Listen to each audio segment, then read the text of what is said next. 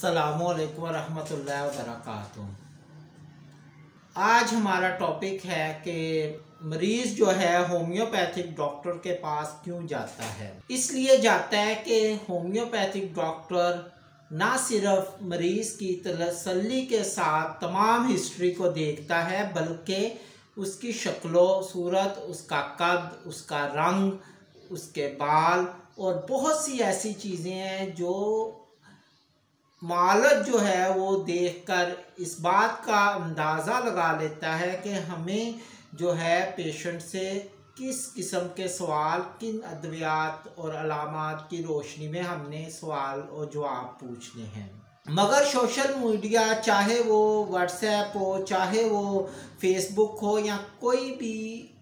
Platform हो, उस पर जब मरीज़ एक लफ्ज़ में जो है वो अपना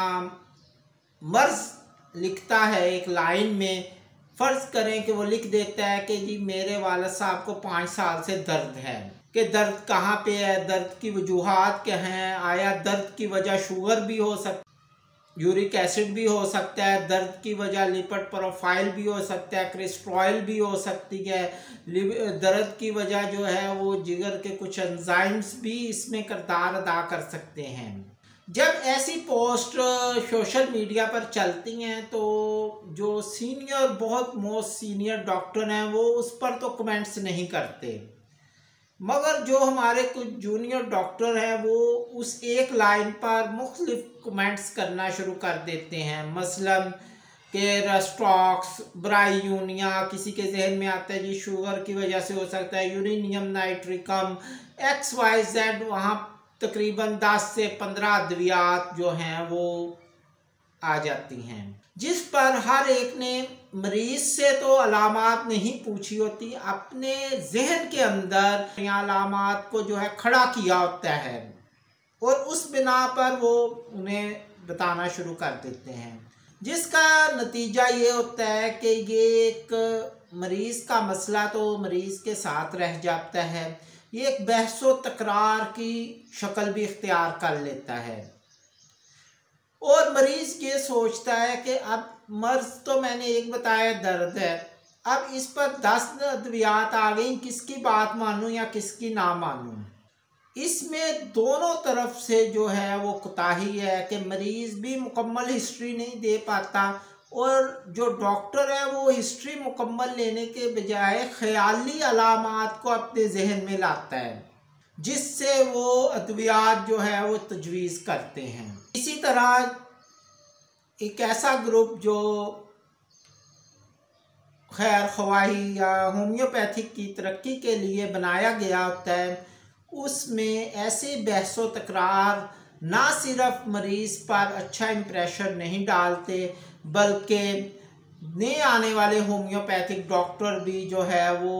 होम्योपैथिक से काफ़ी हद तक बदज़न हो जाते हैं। क्योंकि हमारी जो